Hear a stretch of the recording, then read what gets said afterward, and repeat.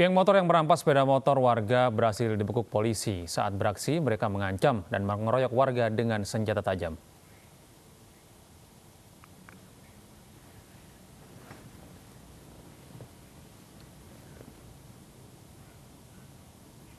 Sepuluh anggota geng motor yang merampas sepeda motor warga ini terekam CCTV. Mereka bertindak sadis, mengancam warga dengan senjata tajam. Motor yang ditinggalkan warga langsung dibawa kabur oleh geng motor. Peristiwa ini terjadi hari Minggu lalu. Dari rekaman CCTV, polisi mengidentifikasi para pelaku.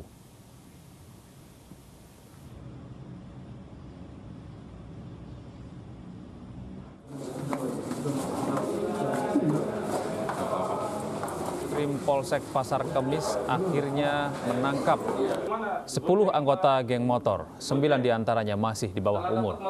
Dari 10 anggota geng motor, 2 orang yakni BW dan RA ditetapkan menjadi tersangka karena terbukti merampas sepeda motor.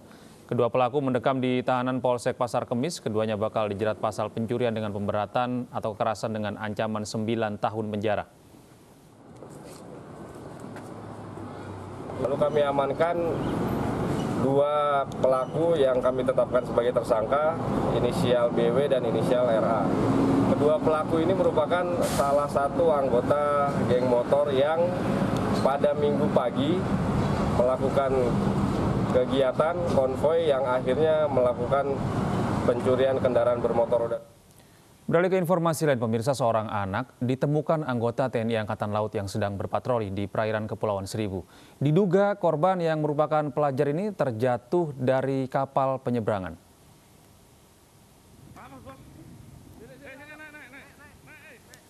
Kita tolongin ayo.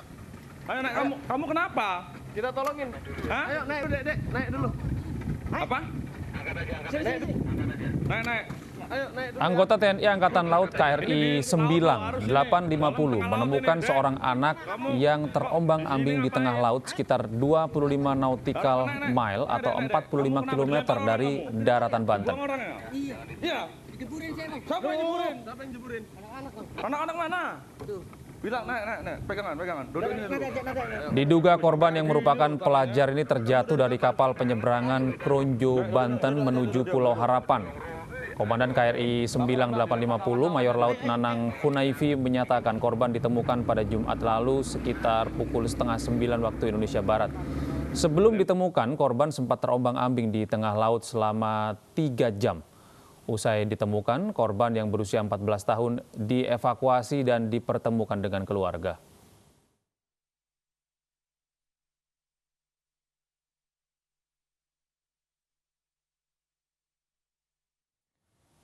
Enam oknum anggota TNI Angkatan Laut yang menganiaya 2 warga sipil di Purwakarta, Jawa Barat telah ditahan. Kasus mereka akan dibawa ke pengadilan militer karena menyebabkan salah satu korban meninggal dunia.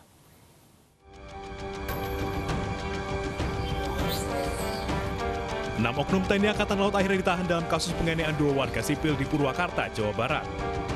Proses hukum telah ditangani Pusat Polisi Militer Angkatan Laut dan akan dikirimkan ke pengadilan militer. Para pelaku terancam hukuman 10 tahun penjara dan dipecat dari kesatuannya. Perintah tegas dari Bapak Kasal, tidak ada toleransi untuk pelanggaran seperti ini. Dan ini akan dijadikan pembelajaran oleh anggota yang lain untuk berpikir 1000 kali lipat apabila akan melakukan tindakan-tindakan yang melanggar norma, tindakan-tindakan yang melanggar aturan, tindakan-tindakan yang melanggar hukum. Peristiwa bermula saat para pelaku berada di Purwakarta dan dimintai bantuan oleh seorang perempuan perihal penggelapan mobil keluarganya. Para oknum TNI tersebut kemudian menemukan dan menganiaya 2 terduga pelaku penggelapan mobil. Akibatnya salah satu korban meninggal dunia. Dari Jakarta dan Purwakarta, Jawa Barat, Vendra Kurniawan, Irwan, iNews melaporkan. Sebaliknya, pemirsa, seorang anggota TNI Angkatan Laut di Sidoarjo, Jawa Timur justru menjadi korban pengeroyokan. Korban diteriaki maling dan dikeroyok belasan preman di Terminal Bungurasi. Anggota TNI Angkatan Laut Pratu Marinir JSKL Yusuf Sakan menjadi korban pengeroyokan di Terminal Bus Bungurasi, Sidoarjo, Jawa Timur akhir Mei lalu. Ia diduga menjadi korban salah sasaran setelah diraki maling oleh sekelompok preman. 4 pelaku langsung ditangkap usai kejadian. Sementara 2 pelaku lainnya ditangkap 8 Juni lalu. Para tersangka terancam hukuman 9 tahun penjara. Dari Sidoarjo, Jawa Timur, Pramono Putra, iNews melaporkan. Pemirsa, Komnas HAM kembali meminta keterangan terkait 75 laporan pegawai KPK soal tes wawasan kebangsaan. Dan 4 orang mantan pimpinan KPK dimintai keterangan, salah satunya M. Yasin, mantan Wakil Ketua KPK periode 2007 hingga 2011.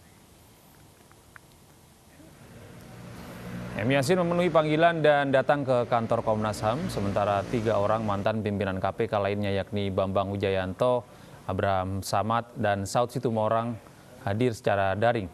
Dalam pemeriksaan, M. Yasin mengatakan ada sejumlah informasi yang digali dari mantan pimpinan KPK termasuk dirinya. Mulai dari nilai-nilai di KPK hingga penerapan kode etik.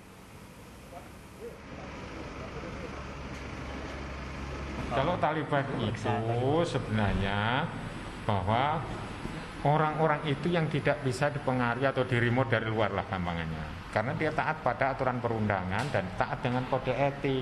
Diajak makan di restoran nggak mau, ya kan? Dijemput pada waktu kunjungan ke daerah, sosialisasi orang pencegahan saja misalnya, juga nggak mau.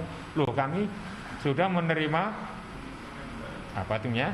Perjalanan dinas, biaya termasuk hotelnya Pak, sudah kami aja nggak usah ditanggung. Tunggulah di kantor, nanti saya akan datang misalnya. Bagian pencegahan kan begitu.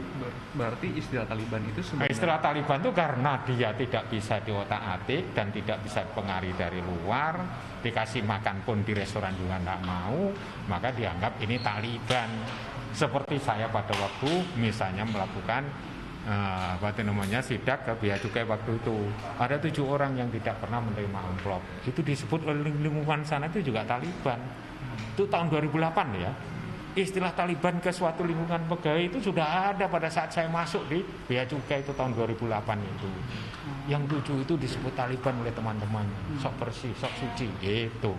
Yang tidak ada istilah Taliban itu hanya stigma negatif untuk memojokkan orang-orang KPK ini, untuk mungkin ya sebagai dasar untuk melakukan penyingkiran orang-orang yang berprestasi ini.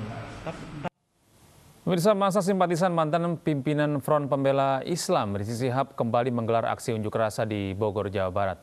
Masa menuntut Wali Kota Bogor Bima Arya dilengserkan. Alhamdulillah, ambil jalan, aspirasi kita belum tersampaikan. Ratusan simpatisan Rizik Syihab berunjuk rasa di depan kantor DPRD Kota Bogor, Jawa Barat. Dalam orasinya, masa menilai Wali Kota Bogor Bima Arya telah melakukan kriminalisasi terhadap Rizik Syihab dalam kasus swab tes Rumah Sakit Ummi, sehingga berujung pada penahanan Rizik Syihab. Di tengah aksi, masa diadang petugas karena sempat berupaya masuk ke area gedung DPRD Kota Bogor.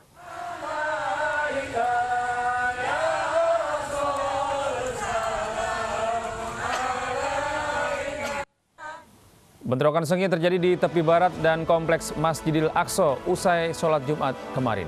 Kami masih akan kembali dengan informasi dari mancanegara sesaat lagi.